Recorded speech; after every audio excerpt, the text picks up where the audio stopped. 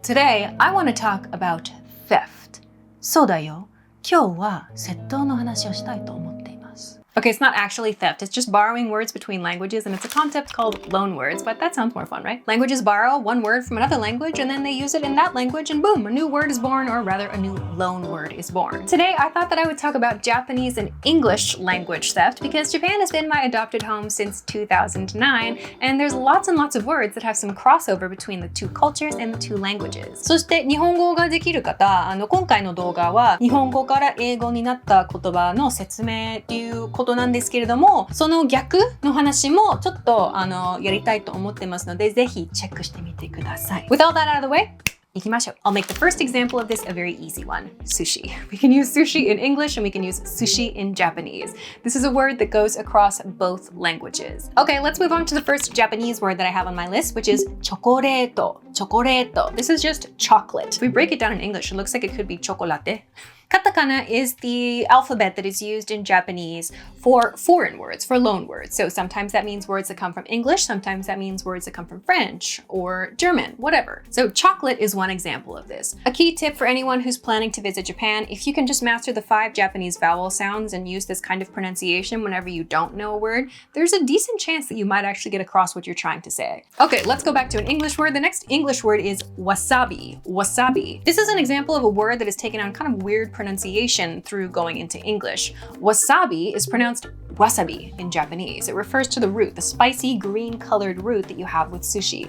The next Japanese word is fried potato. Fried potato. Maybe you can hear it, English speakers. This means fried potato. This just means French fries if you're an American English speaker.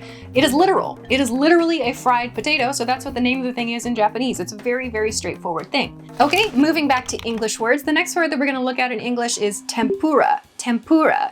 This is another word that has adopted a kind of weird pronunciation in English. Tempura, with a pur emphasis there, comes from the Japanese tempura.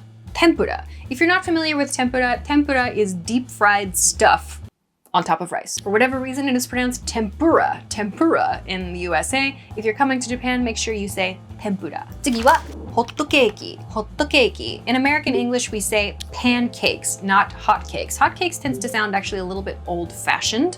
We usually say pancakes today. If you're coming to Japan and you want to try some, make sure you search for pancakes and hotcakes. Depending on the restaurant, they might use a different word.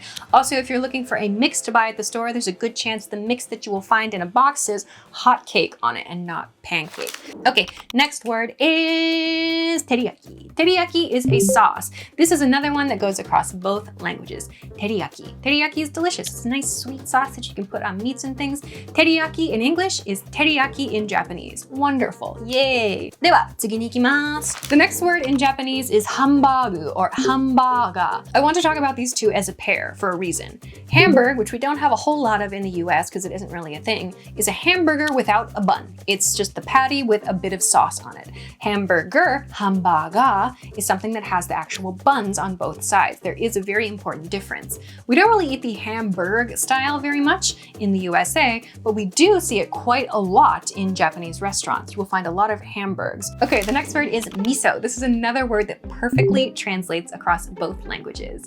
Miso is a paste that's used in soups. It can be used in marinades. It gives lots and lots of body and flavor to whatever you're making it with. Miso is wonderful. You can use it in sauces. I love miso. Hi, tsugi. What's the next word? I forgot I put this word on the list.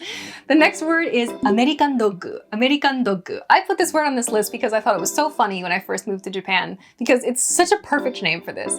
American dog is the Japanese word for corn dog. So a corn dog, if you're not familiar, if you're not from the States, is just a sausage, like a hot dog, but it's been dipped in a batter. So there's like a breaded layer around it, and then we'll dip it in like ketchup and in mustard. We usually eat it at like festivals, events, like fireworks shows around Independence Day, that kind of thing. The corn dog is kind of like a classic American like festival day snack sort of thing. However, in Japan, that's called an American dog, and you don't see them very often. I think it's hilarious and actually very appropriate that they call it an American dog here because it's like, yeah, this is the only country, to the best of my knowledge, if you know differently, this is the only country that actually eats this thing this way. So American dog is a little bit harder to find in Japan. Maybe you can find them if you go to like Costco or something like that and get a bag full of them. Okay, next English word. No list of food would be complete without the word ramen. Ramen. This comes from the Japanese ramen. ramen. So you'll notice the pronunciation is a little bit different, but probably you're gonna have no trouble finding ramen or ramen in either country. Hai, tsugi. Okay, the next Japanese word is kohi. Kohi. This means coffee. Basically, I want to put a general tip here for going to any coffee shop in Japan. If you don't know the word in Japanese for the thing that you want to drink, there's a good chance that if you use that pronunciation I've mentioned a couple times, you will have no problem asking for what you want. 60% of the time, it works every time. Kohi is the basic coffee. Black coffee, black coffee. If you want a latte, latte. If you want a milk tea, milk tea. Just use that pronunciation and you're gonna be fine in any coffee shop that you go to. Just figure those things out and it's gonna work great. Okay, the next word on my English list is umami. This perfectly matches the Japanese word for it. If you're not familiar with umami, umami is a very important concept of taste, of cooking, of cuisine.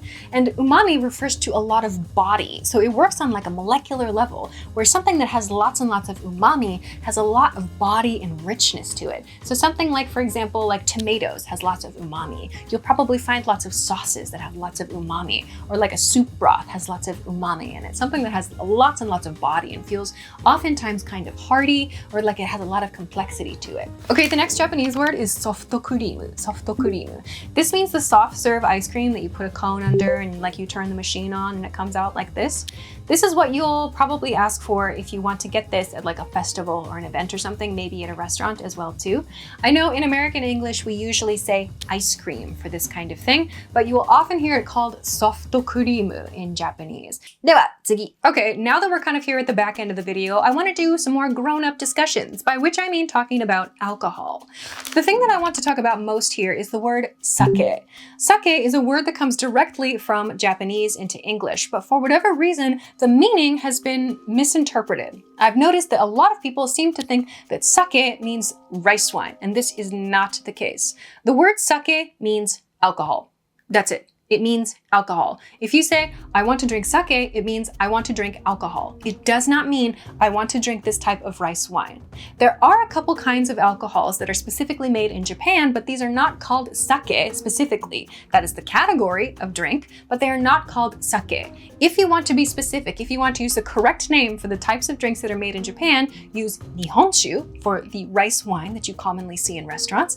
And for the stronger one, use shochu. This one's usually like 30 to 40% or so, usually made from potato or from wheat. On the other hand, rice wine is, as it suggests in the name, made from rice. So sake does not mean rice wine. Sake just means alcohol. If you go to a bar in Japan and you say, hello, I'd like to drink some sake, they would say, great, what kind of sake would you like to drink? A quick addition from the editing desk here, because I spoke to a few friends about this exact discussion and they added a whole other layer to this. And that's to say that depending on the region, the default interpretation of the word sake might change. So if you go to like Okinawa, for example, they might default to sake meaning awamori, which is like a regional alcohol there. If you go to like Niigata, north of Tokyo, they might default to sake meaning rice wine. So obviously these aren't rules that apply to everybody, but it does show how much variation there is in terms of interpretation for this word all across Japan. I also just wanted to include a bit of anecdotal information that I've noticed since filming this video, and that is that when I go to restaurants that are foreigner friendly and they have English menus, there will often be a section in the menu that is marked sake and then they have a list of rice wines there. But the Japanese section of the menu will say like osake and then it will list all of the alcoholic drinks. So if you go to a foreigner friendly restaurant and you ask for sake, there's a good chance they're gonna know what you're talking about.